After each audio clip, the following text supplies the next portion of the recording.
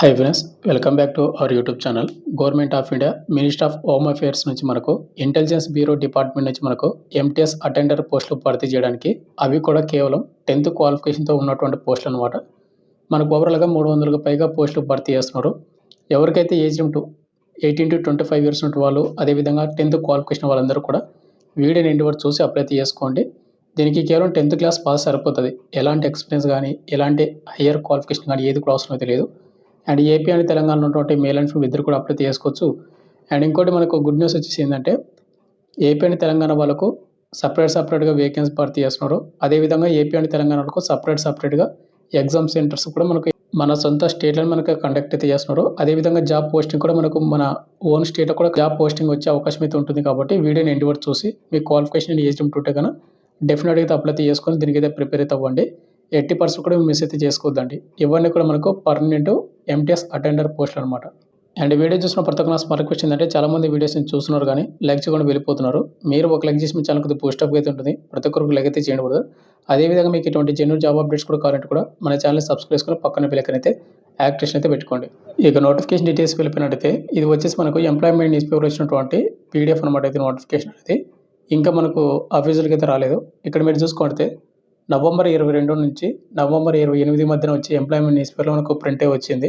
ఇక పూర్తి డీటెయిల్స్ చూసుకుంటే మనకు ఈ నోటిఫికేషన్ మనకు MTS multi tasking staff general category సంస్థ పోస్టులు భర్తీ చేస్తున్నారు. ఇవన్నీ కూడా మనకు general central service group C non gazetted non ministerial కింద పోస్టులు భర్తీ చేస్తున్నారు. లెవెల్ 1 కింద మీకు సాలరీ అయితే వస్తుంది. బేసిక్ పే మీకు 18,000 ఉంటుంది. 18,000 నుండి 56,000 వరకు ఉంటుంది. బట్ అన్ని ఎలిమెంట్స్ కలుపుకుంటే కానీ ఓవరాల్ మీకు 40,000 వరకు దగ్గర సాలరీ అయితే వస్తుందన్నమాట. దీనికి క్వాలిఫికేషన్ చూసుకుంటే మెట్రికులేషన్ ఆర్ ఈక్వలెంట్, దీనికి కేవలం 10th పాస్ సరిపోతుంది. అండ్ అదేవిధంగా మీకు డొమిసైల్ సర్టిఫికేట్ కూడా ఉండాలి. డొమిసైల్ అంటే వెళ్ళేది బ్రదర్, ఇప్పుడు ఏపీ నుంచి అప్లై చేస్తే నువ్వు ఏపీ పర్సన్ అని డొమిసైల్ సర్టిఫికేట్ అయితే ఉండాలి. అది మనం ఎంఆర్ఓ సైడ్ నుంచి తీసుకొని వెళ్ళాలి. మీకు గూగుల్లో సెర్చ్ చేసినంటే పీడిఎఫ్ అనేది వస్తుంది. దాన్ని ఫిల్అప్ చేసి మీరు ఎంఆర్ఓతో సైన్ చేయించారంటే మీకు డొమిసైల్ సర్టిఫికేట్ సరిపోతుందన్నమాట. అది కంపల్సరీ అయితే ఉండాలి. అంటే క్వాలిఫికేషన్ విషయానికి వస్తే 10th పాస్ అనమాట, అంతే. ఇక నెక్స్ట్ మనకు ఏజ్ లిమిట్ విషయానికి వస్తే కన్నా డిసెంబర్ 14, 2025 మనకు అప్లై లాస్ట్ డేట్ అది అనమాట. ఆ డేట్కి మనకు మినిమం ఏజ్ లిమిట్ 18 సంవత్సరాలు అయితే ఉండాలి. మ్యాక్సిమం 25 ఇయర్స్ ఉన్నటువంటి యువర్ ఏడబ్ల్యూఎస్ అప్లై అయితే చేసుకోవచ్చు. ఎస్సీ ఎస్టీ వాళ్ళకు 5 ఇయర్స్ వస్తుంది కాబట్టి 30 సంవత్సరాలకు అప్లై అయితే చేసుకోవచ్చు. ఇక ఓబీసీ వాళ్ళకు 3 ఇయర్స్ వస్తుంది కాబట్టి 28 వరకు అప్లై అయితే చేసుకోవచ్చు. ఎవరైతే ఎస్సీ ఎస్టీ ఓబీసీ క్యాండిడేట్ వాళ్ళు మీ కేటగిరీలో పోస్ట్ ఉంటేనే ఇది ఎక్స్ట్రా ఏజ్ లిమిట్ వస్తుంది. ఒకవేళ మీ కేటగిరీలో పోస్ట్ లేవనుకోండి, మీరు యూఆర్ క్యాండిడేట్ కింద అప్లై చేసుకోవచ్చు.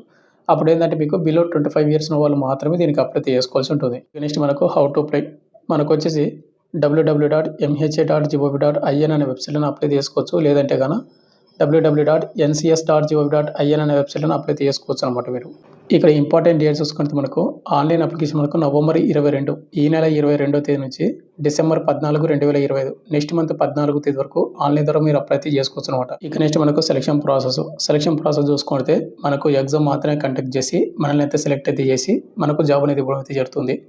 ఇక్కడ ఎగ్జామ్ అనేది మనకు టైర్ 1 అండ్ టైర్ 2 అయితే ఉంటుంది.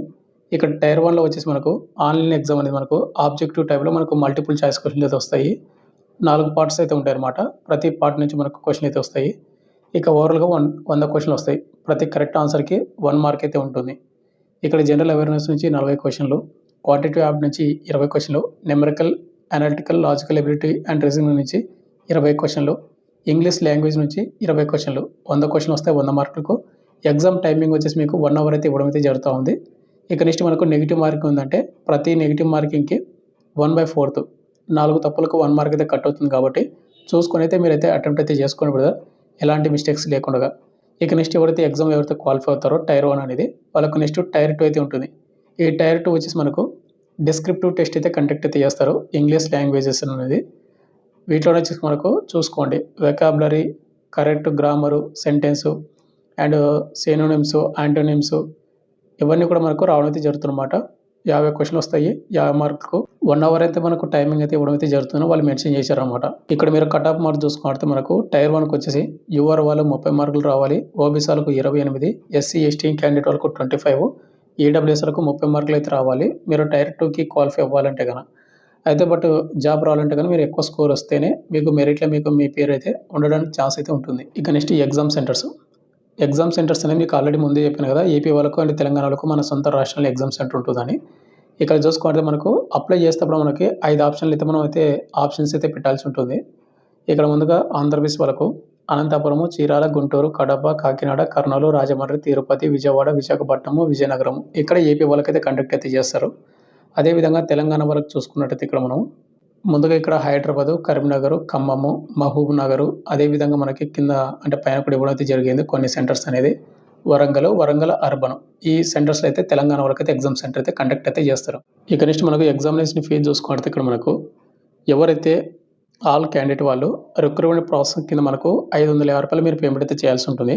అదేవిధంగా ఎగ్జామినేషన్ ఫీజు అనేది రూ. 100 అయితే ఉంది. ఈ రూ. 100 అనేది ఎవరు చేయాలంటే ఎవరైతే మేల్ క్యాండిడేట్ వాళ్ళు జనరల్, ఈడబ్ల్యూఎస్, ఓబీసీ క్యాండిడేట్ వాళ్ళు ఉంటారు కదా!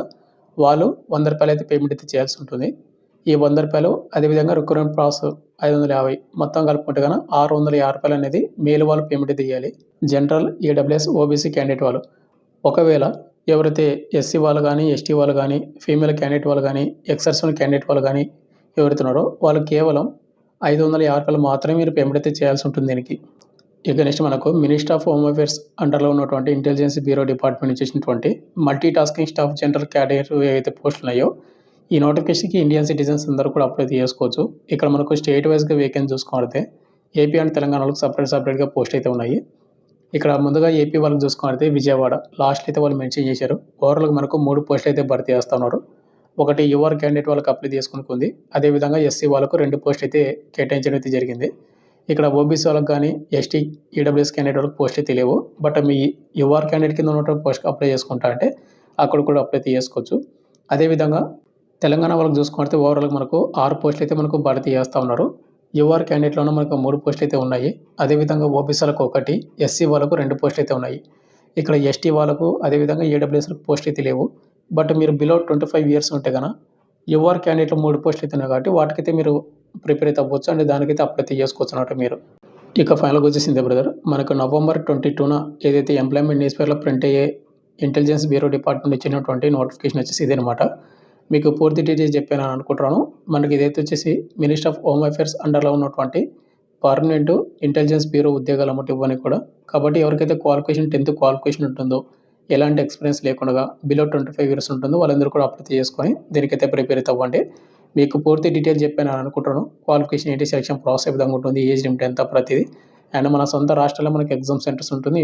అదేవిధంగా జాబ్ పోస్టింగ్ కూడా మనకు మన స్టేట్‌లోనే ఉంటుంది కాబట్టి అప్లై అయితే చేసుకోండి. ఇక్కడ వేకెన్సీ అనేది చాలా తక్కువైతే ఉన్నాయనుకోద్దండి. బట్ మనకు వేకెన్సీలు ఇంకా పెరిగే ఛాన్స్ కూడా ఉంటాయి కాబట్టి మీరు ఎలాంటి టెన్షన్స్ పెట్టుకోకుండా మీరైతే అప్లై అయితే చేసుకోండి. ఫైనల్‌గా వచ్చేసి ఇంతే బ్రదర్. మీకు ఇంకేమైనా డౌట్ కింద కామెంట్ చేయండి. Thank you.